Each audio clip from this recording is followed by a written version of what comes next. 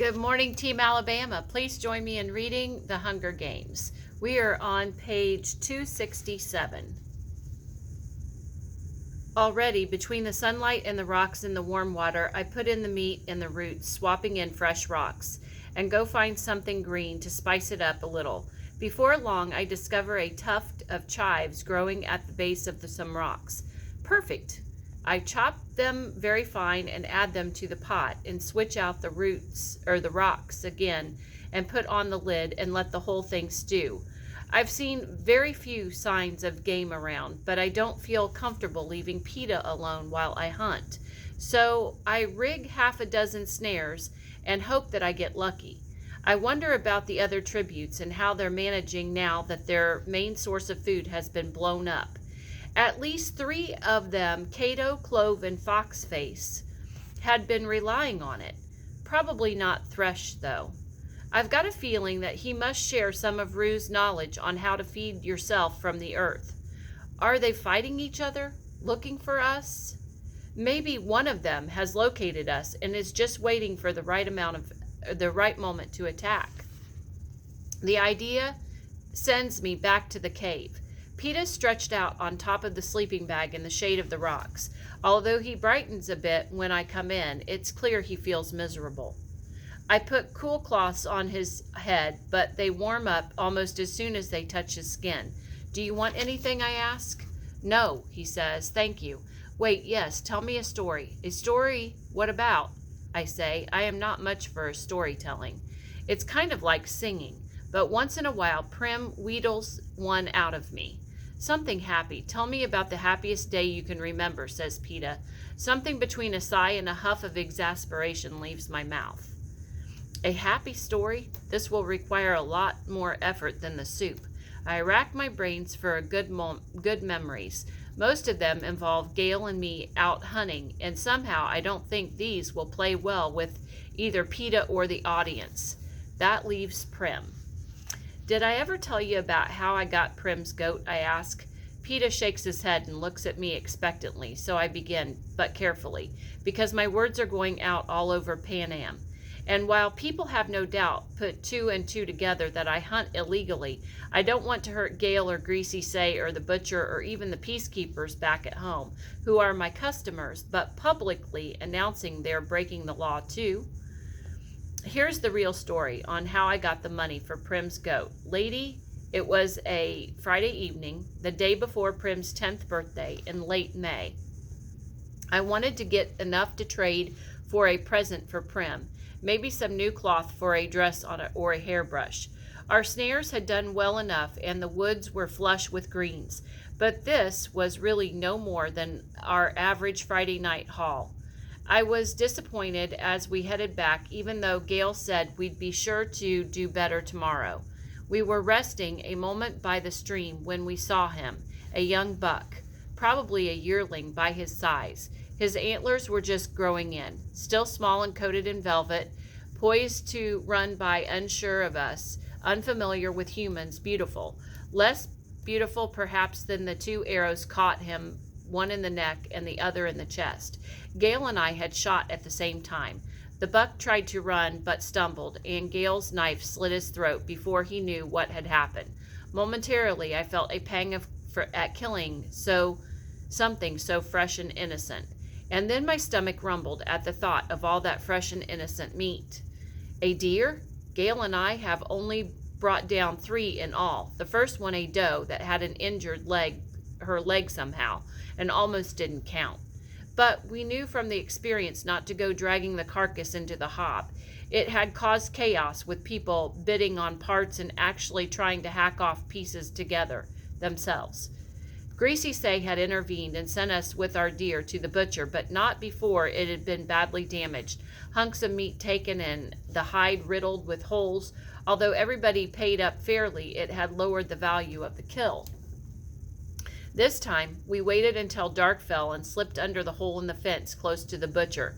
Even though we were known hunters, it wouldn't have been good to go carrying a 150-pound deer through the streets of District 12 in daylight like we were rubbing it in the officials' faces. The butcher, a short, chunky woman named Ruba, came to the back door when we knocked. You don't haggle with Ruba. She gives you one price, which you can take or leave, but it's a fair price. We took her offer on the deer, and she threw in a couple of venison steaks that we could pick up after the butchering. Even with the money divided in two, neither Gail nor I had held so much at one time in our lives. We decided to keep it a secret and surprise our families with meat and money at the end of the next day. This is where I really got the money for the goat, but I tell PETA that I sold an old silver locket of my mother's. That can't hurt anyone. And then I pick up the story in the late afternoon of Prim's birthday. Gail and I went to the market on the square so that I could buy dress material, and as I was running my fingers over a length of the thick blue cotton cloth, something caught my eye. There's an old man who keeps a small herd of goats on the other side of the seam. I don't know his real name. Everyone just calls him the Goat Man. His joints are swollen and twisted in painful angles, and he's got a hacking cough that proves he's spent years in the mines. But he's lucky. Somewhere along the way, he saved up enough for these goats, and now has something to do in his old age besides slowly starve to death. He's filthy and impatient, but the goats are clean and their milk is rich if you can afford it. One of the goats, a white one with black patches, was lying down in a cart. It was easy to say why. Something, probably a dog, had mauled his shoulder or infection had set in. It was bad. The Goat Man had to hold her up to milk her, but I thought I knew someone who could fix it. Gail, I whispered, I want the goat for Prim. Owning the nanny goat can change your life in District 12. The animals can live off almost anything. The meadow's a perfect feeding place, and they can give 4 quarts of milk a day to drink and to make into cheese to sell. It's not even against the law. She's hurt pretty bad, said Gail. We better take a closer look. We went over and bought a cup of milk to share, and then stood over the goat as if idly curious. Let her be, said the man. Just looking, said Gail. Well, look fast. She goes to the butcher soon. Hardly anyone will buy her milk, and then they only pay half price.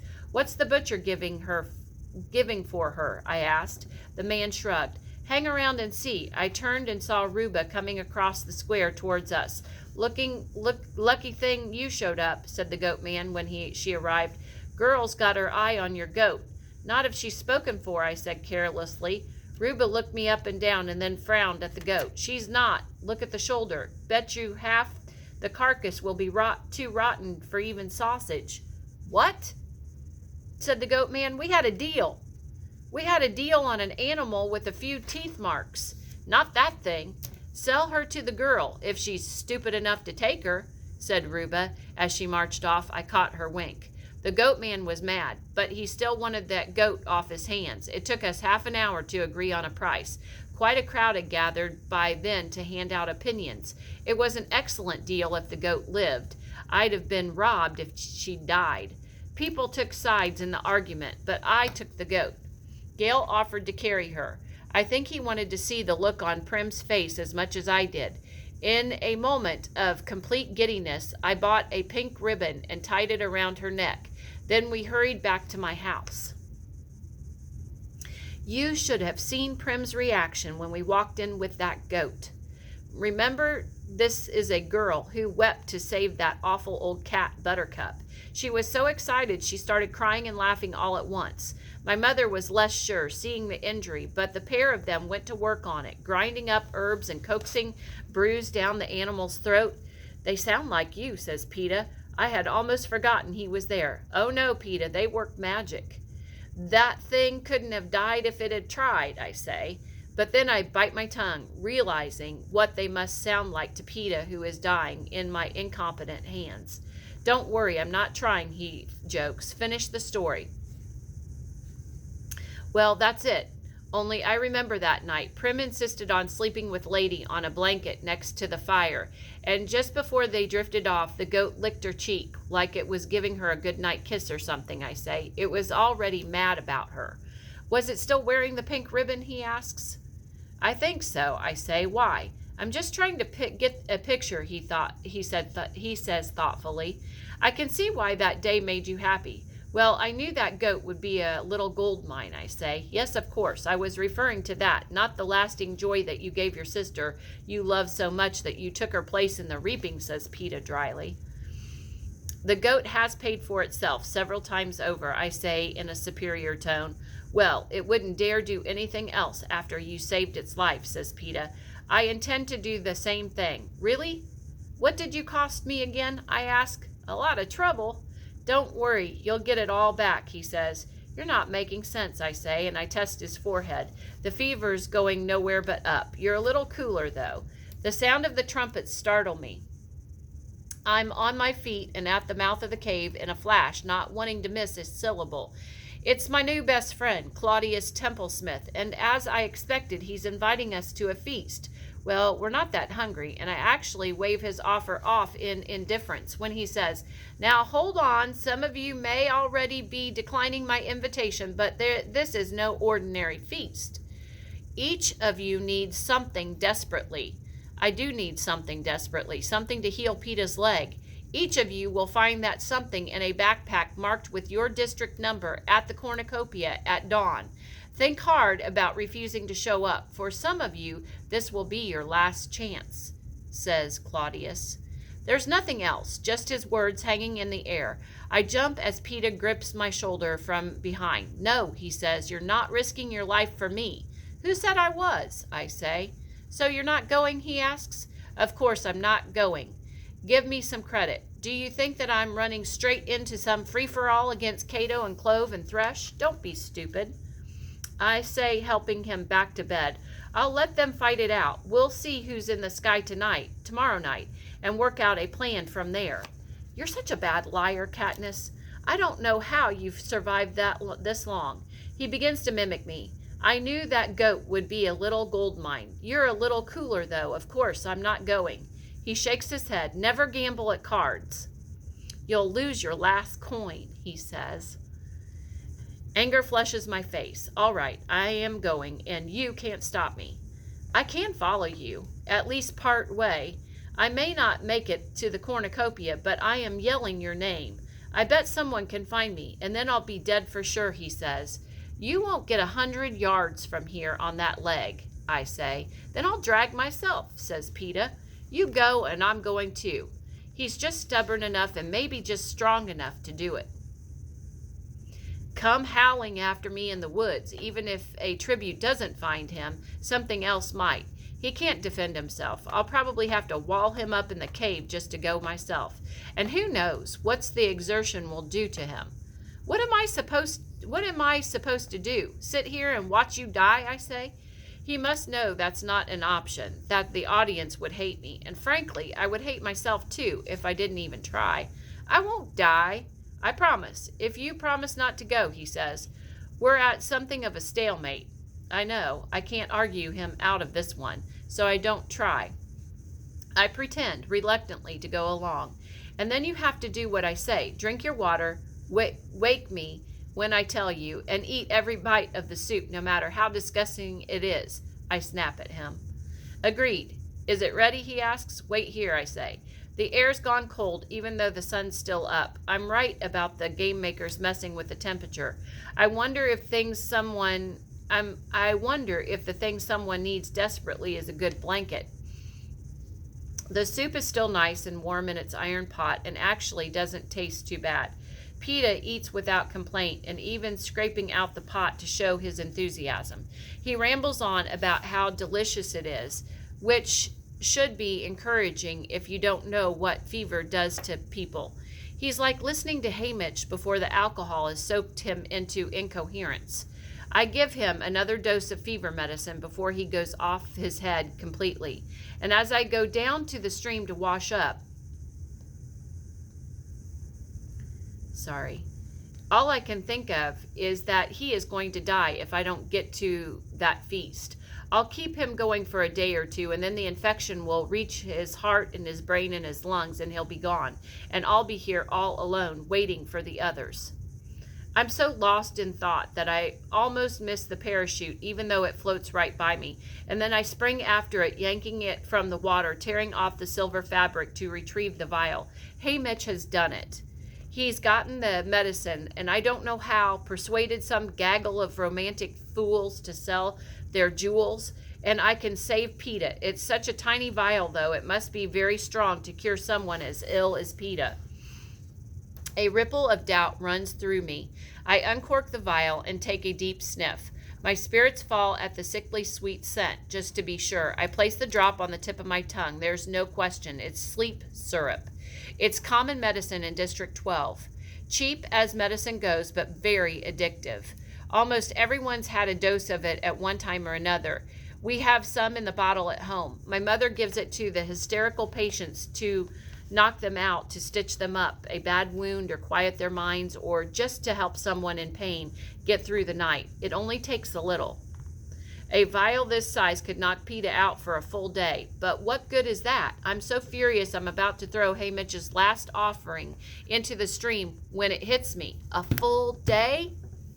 That's more than I need. I mash up a handful of berries so the taste won't be as noticeable and add some mint leaves for good measure, and then I head back up the cave.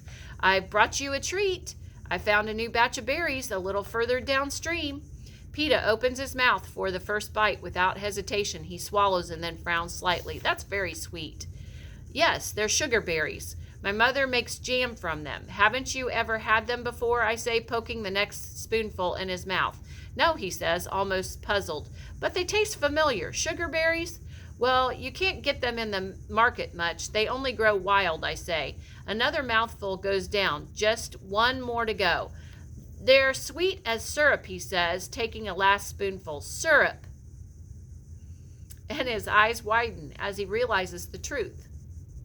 I clamp my hand over his mouth and nose hard, forcing him to swallow instead of spit. He tries to make himself vomit the stuff up, but it's too late. He's already losing consciousness. Even as he fades away, I can see in his eyes what I've done is unforgivable.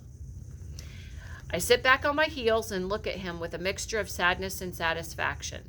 A stray berry stains his chin, and I wipe it away. Who can't lie, PETA?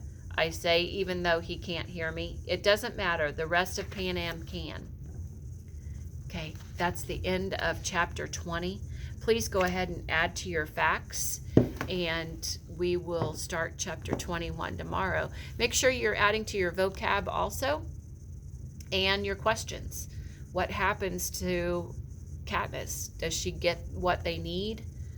Does PETA stay asleep? Does somebody find him? Ask those questions. You need 10 questions and 10 vocab words. Have a great rest of your day.